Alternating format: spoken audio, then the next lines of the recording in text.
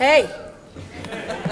I told Ted a second ago, so I've written, you'll see me over the course of the next several days. I'm really excited about that. I'll be here tomorrow and the next day poeming for you.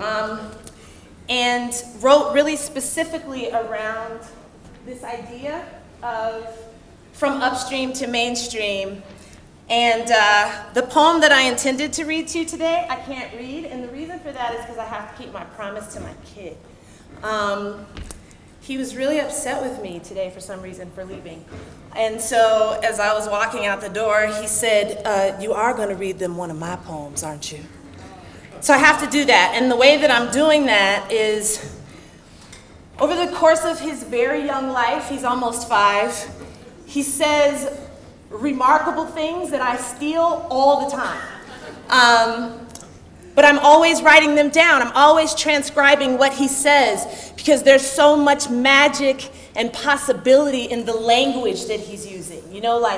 He's so young that the only reality for him is that he has the full utility of his voice. And language is entirely possible and delicious, right? And he just dances inside of it. So this is a found poem, which means I did not write any of it. My kid did, okay? It's kind of cool. Mom, here's what I know. I know lightning is a highway of fireflies. I know I eat like I don't know what full is. I know gardens have night fairies blowing kisses into flowers. I know sugar makes my mouth dance and my eyes dizzy. I know I should try to be nice, but then who would get in trouble? I know I'll go far away someday and you will love me even more than you do right now. I know ice misses being warm water. I know I ask a lot of questions, but my brain keeps telling me to charge. You keep telling me to go to bed, and now I don't know anything about nighttime. I think I should know about what I can't see. I figured the moon must get tired of all that hanging around. At least the moon gets to know about nighttime. I know yellow is the sound of God. I know a sunrise when I see one, even at night. Did you know the ocean gets lonely sometimes? I know the ocean gets lonely. That's why it cries and keeps sharks inside of it. I can make an entire chicken disappear in my mouth. I know Jesus is a lonely man with freckles. I know the tooth fairy is a white woman with big wings and braces. I know Santa Claus is not real, but I still need him. I know I will be big someday. Do you know I'm big right now, though? I know you have magic inside you. I know you have invisible wings.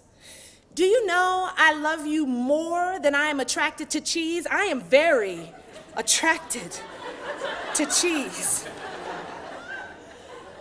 I know just where to find my own everything. Do you know I can be as big as the sky by morning? Sometimes my room is a spaceship. Did you know that? You don't let me get enough of the world. Do you know where I can get a picture of my thoughts? Did you steal my thoughts when I was in your stomach? Because I can't remember anything. Are you glad you get to be whatever you want? Do you know you get to be whatever you want?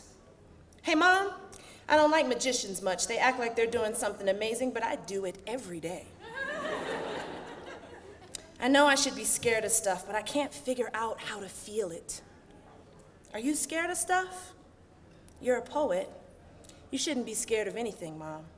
You're a poet. You shouldn't be scared of anything. You will tell those people that this is my poem, right? I got more where that came from. You tell them I got more where that came from.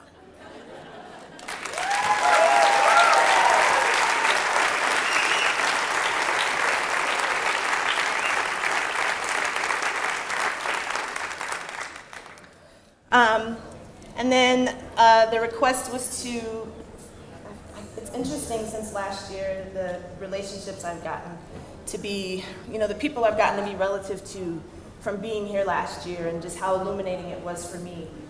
So this is the poem that I read last year. I'll end with this and then we'll pick up tomorrow with some cool stuff. When we are young and fat with laughter and possibility, we grow dreams in the diamond mines of our imagination, fling them wildly against the sun. We haul our eyelids up to the heavens and cast our nets as far as we can before we stop believing in magic, in the impractical theology of making the impossible possible. We know that there is a sunrise in the things we want for ourselves. We dream about the wizardry of a life well lived and start saving our pocket change to buy a violin or a surfboard or a houseboat or a plane ticket to everywhere. We imagine more for ourselves, and imagining makes it real, forces the complicated lines of the future into songbirds, and we are all silently clamoring for more music in our lives. We think one day, when the bills are paid off and the children grown and living out their own magic, I can fetch some of those long ago dreams and make me a world. But we are stymied by the steady march of responsibility and think the business of being an adult cannot accommodate the stuff of our imagination. And this is the biggest lie that we can tell ourselves. The troll under the bridge is the music you refuse to make with your life. The monster in the closet is the music you refuse to make with your life. There's nothing noble about dreams deferred. Keeping stars in our eyes is the best retirement plan I know. Waking up each morning and putting our knuckles into a tomorrow that we fill with hope and freedom. The moon leans down to see what we are plotting.